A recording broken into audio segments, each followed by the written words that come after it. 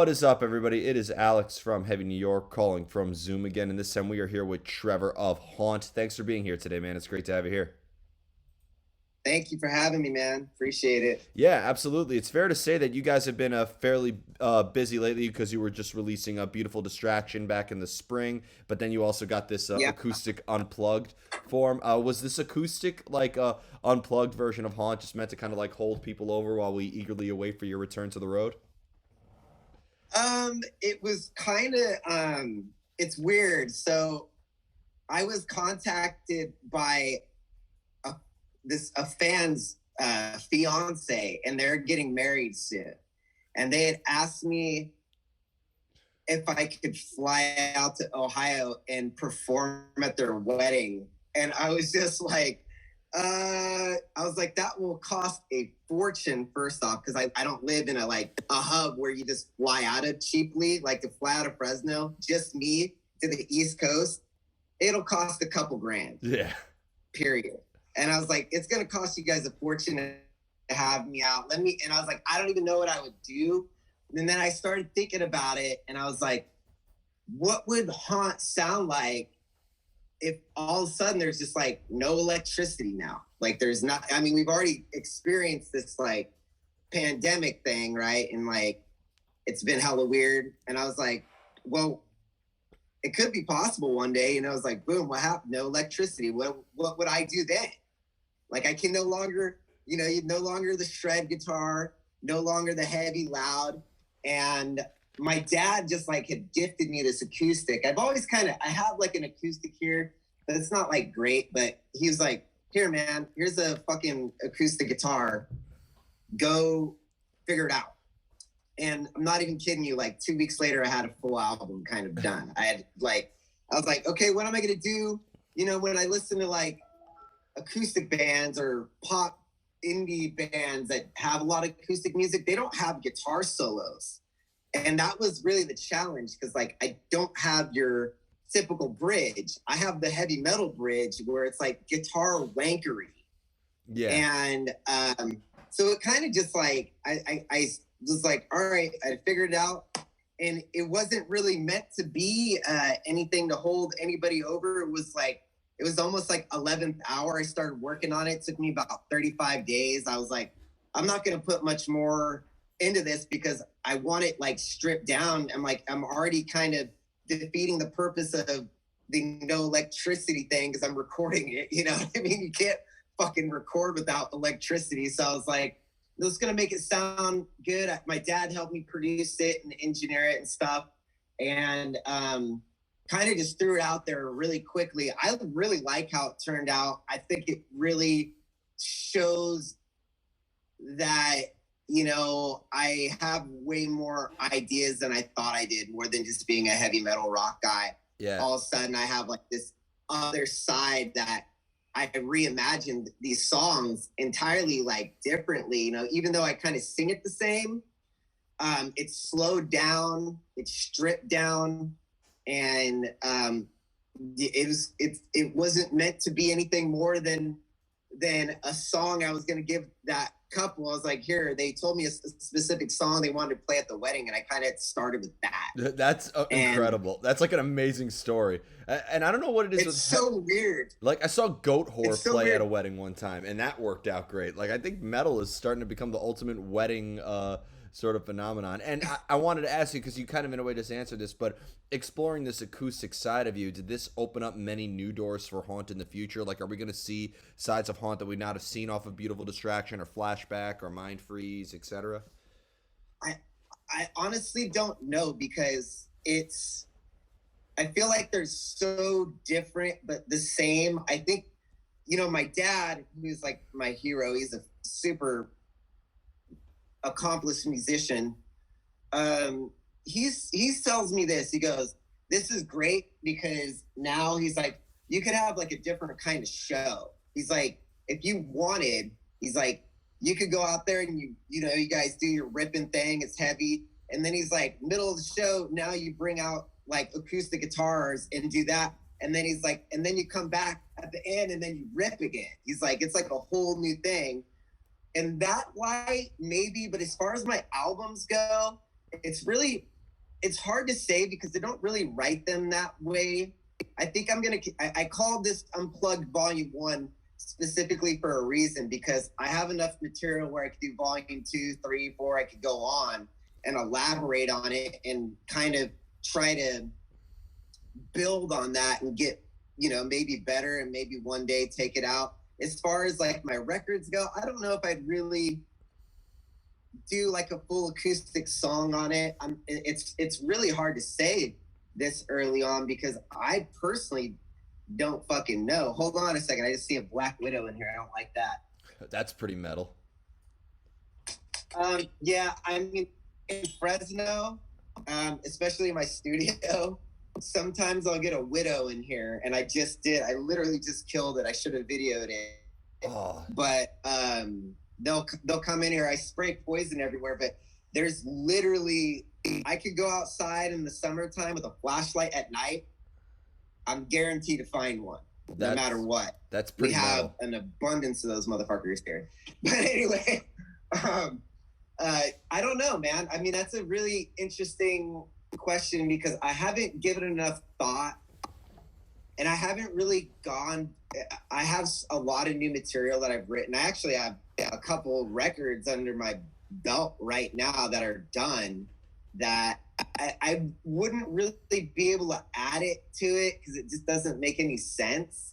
But maybe in the future, it might come in to play a little bit. But it's hard to say because it's like trying to fit those two into each other, even though it's the same stuff. As I like listen to it, I hear like this like flamenco kind of Latin style to it because I live in Fresno. I live in the Central Valley with a huge Latino population, and it's kind of what I've seen. When I see acoustic bands, it's generally Latin music and bongos, and they got like, I still have my cabasa up here, like sitting here. I mean, I was sitting there just going on the album, and it's just like one of those things. I was like, this is different. I was like, this is a different thing. I never stripped it down and had to do something so easy as doing that for like a minute straight. You know what I mean? Just to track it, which was a lot of fun because it's not the same kind of production, and also it's my first ever time in my life doing that. I've never recorded that way, and I record all my own stuff, so it's like I was like, okay, I'm up for this challenge, and then once I got one, I was like, okay, I can continue on. This isn't gonna be the monster that I thought it was, like smashing me down, going, no motherfucker, you ain't got no. Yeah. This is gonna be hard. It flew out, and I think that's kind of a great thing to be able to kind of have a different. A lot of bands don't have that variable where it's like you have that and then you have that. Usually you have one or it's all in one. Now I have like two haunts. Yeah. In essence. And I think you can make different shows. Like I never would have thought I would hear this after seeing you back in 2018. I know that you were touring. I think you were still touring off of Burst into Flame, but it was on the Municipal Waste, Nuclear Assault, Toxic Holocaust show. I can't believe that was. Oh God, yeah. That was amazing. 3 years ago. Great show. That's how I discovered Haunt. Yeah. And cool. I never would have thought I would see this side of you. And I think now the sky's the sort of limit. Do you think that maybe not a full length tour, but can you maybe see do you almost feel like maybe it's expressing a different side of you emotionally, or maybe expressing a different personality? You mentioned that two haunts in a way. So yeah, I think that it's weird because I don't really I don't know how it would tour because I'm like, who the fuck would we go on tour with? Because Mark Rizzo. There's not maybe I'll spark some thing amongst the metal community where more people try to maybe restructure their songs to be acoustic, because I think it could happen if you have the correct imagination. But to me, it's like when I showed it to my dad the first time, he was like, this sounds like pop music. And I was like, huh. He's like, this sound. My dad listens to a lot of pop. And he's like, this sounds like a lot of the pop bands now. And I was like, weird. Okay. So I don't know. I really like it might be too early to really understand the impact of what it will do, because the full album won't come out till Friday. And so far the reception of the single has been really good. Part of me was really concerned that more people would like my acoustic than my heavy metal version, which is like my favorite version, because I still love to go crazy. I don't want to sit in a stool and, have this elaborate production of having to bring in viola, violin, cello, and these things that I had, to create the record. But who knows, man? I guess, time will tell with it. I definitely know that I'll do more records like this, unplugged, to kind of see what some of my other songs will sound like. My wife has been trying to get me to do an acoustic record for a long time, because she hears me inside. Like, it's weird because most of my stuff is written on acoustic guitar, but I play it like heavy metal. I don't play it strummed. Well, and she'll hear some of the lyrics and she goes, that sounds great. She's like, why? And then she'll hear the record. She's like, I think you should have done that acoustic. And I'm like, get the fuck out of here. No. Well, like, acoustic it's headbanging, so. When you look at classical music or like acoustic stuff, it basically was heavy metal before electricity in a way. And there's a lot of great artists that do it. Like a good example is a phenomenal acoustic guitar player is Mark Rizzo. I think Mark Rizzo is extraordinary on the acoustic guitar. And, there's a lot of acoustic versions. Lacuna Coil does very good acoustic versions of their songs. So I think it's definitely I'm not super familiar. I'm not super familiar with Luna Coil. So it's kind of like, it's one of those things where it's like, again, it's like territory unknown. It's like, it's like I'm going underwater in a deep sea submersible for like the first time. Like, who's out there that does something similar? Because like, again, like to tour it would be very complicated at this point, because I don't know how it would, I don't know how I would do it. I don't know who would play with it. And here you are telling me there's bands that do it. And I'm like, of course it's been done, but who knows? But that's interesting. I need to check that out. Do they incorporate that in their albums, or is it more or less like bonus tracks, B-sides, separate? Like it's like they're like including like the bonus deluxe versions of their albums. It's really well done though. They put like a lot of effort into it, so it's not like just like, oh, Japan wants a bonus track, well, here you go. Like it's it's very well done. I wanted to ask though about your songwriting process in general, because even still, like with your albums, like I'd be able to tell what will be off of Burst into Flame or if Icarus Could Fly or Mind Freeze. Like it almost seems like you do have a new approach. In order for you to get like that creative inspiration, that creative drive, do you almost have to put yourself in a certain place in order to let the ideas cultivate, or does inspiration strike when you least expect it?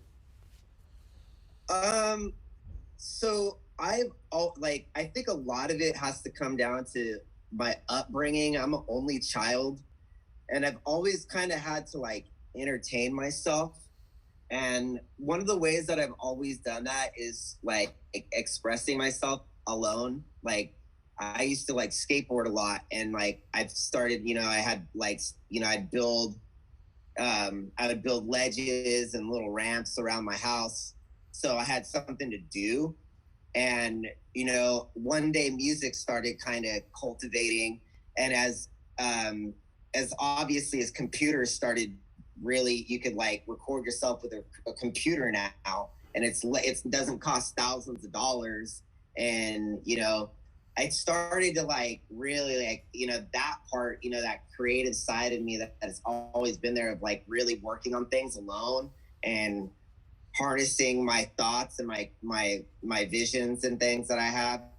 That really started coming to fruition there. And it really didn't happen until I could afford everything and have a place to like be obnoxiously loud. That's kind of like, so it didn't happen until my 30s. I'm a very late bloomer to like the music scene, probably because that, but that's kind of what it really comes down to, is I like to like really like create and imagine things in my own world alone. I really thrive in like the isolated environment that I put myself into. And that's where my creativity really starts to flow. I don't really sit down with people and come up with things. It's always been like, I'll have a guitar in hand, and then, you know, next thing you know, I got a riff, and the next thing you know, I'm like, all right, boom, boom, boom, boom, boom, and I put it all together almost immediately.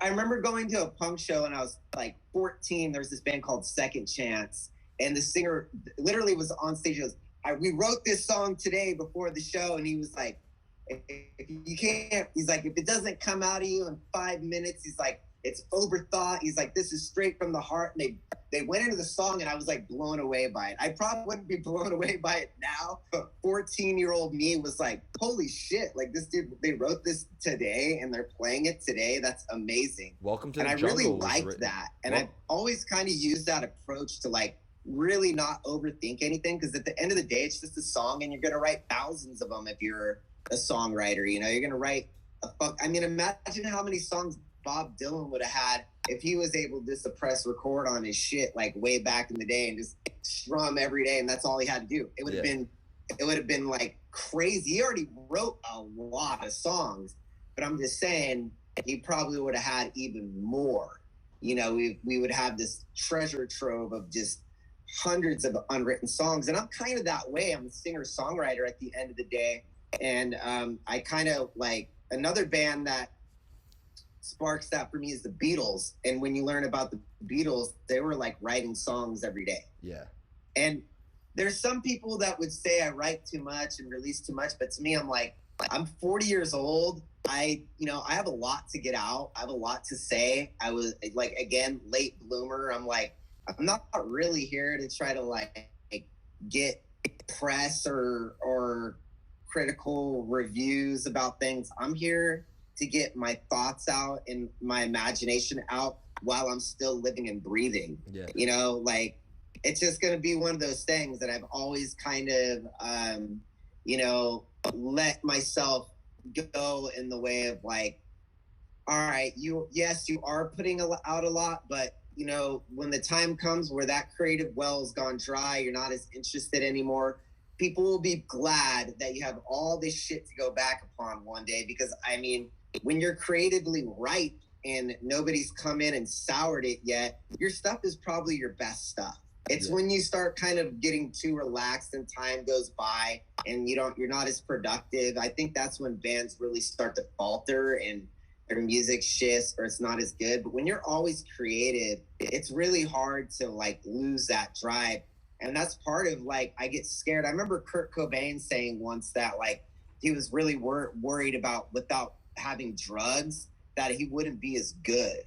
And for me, it's kind of the same. I feel like I don't do drugs, but for me, it's like if I'm not constantly trying to like write and push myself, I'm not going to be as good anymore. Yeah, definitely. You know what I mean? That's kind of the creative process for me. Yeah, and I think it's a very unique creative process. And because you being a singer-songwriter, I'm sure that you have lyrics that could influence the sound, or sometimes you have a stockpile of riffs. It seems like you could approach it from many different angles. Yeah. And I've always said, from what you're telling me, you're like the heavy metal Elton John. Angles.